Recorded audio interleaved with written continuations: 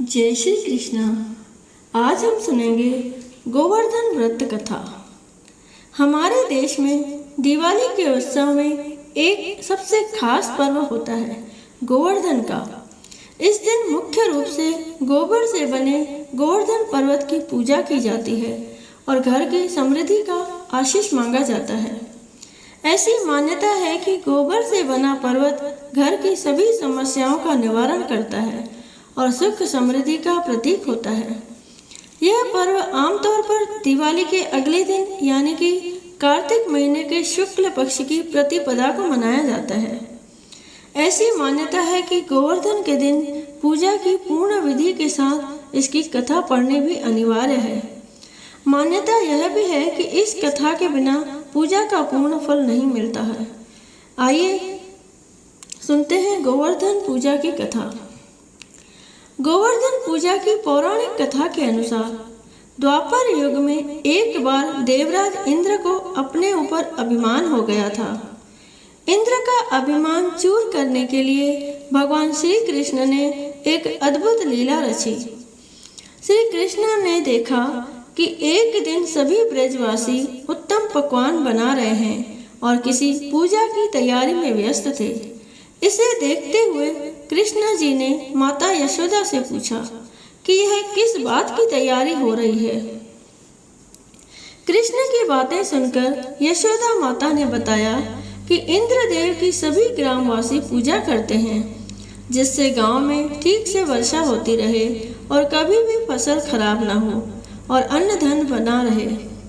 उस समय लोग इंद्रदेव को प्रसन्न करने के लिए अन्नकूट चढ़ाते थे। यशोदा मैया ने कृष्ण जी को यह भी बताया कि इंद्रदेव की कृपा से ही अन्न की पैदावार होती है और उनसे गायों को चारा मिलता है। इस बात पर श्री कृष्ण ने कहा कि फिर इंद्रदेव की जगह गोवर्धन पर्वत की पूजा होनी चाहिए क्योंकि गायों को चारा वहीं से मिलता है। इंद्रदेव ने तो कभी प्रसन्न नहीं होते। इंद्रदेव तो कभी प्रसन्न नहीं होते हैं और न ही दर्शन देते हैं। इस बात पर ब्रज के लोग इंद्रदेव की जगह गोवर्धन पर्वत की पूजा करने लगे। यह देखकर इंद्रदेव क्रोधित हुए और उन्होंने मूसलाधार वर्षा शुरू कर दी। इंद्रदेव ने इतनी वर्षा की कि उससे ब्रजवासियों को फसल के साथ काफी नुकसान हो गया। ब्रजवासियों को परेशानी में देखकर श्री कृष्ण जी ने अपनी कनिष्ठ उंगली पर पूरा गोवर्धन पर्वत उठा लिया और सभी ब्रजवासियों को अपने गाय और बछड़े समेत पर्वत के नीचे शरण लेने के लिए कहा।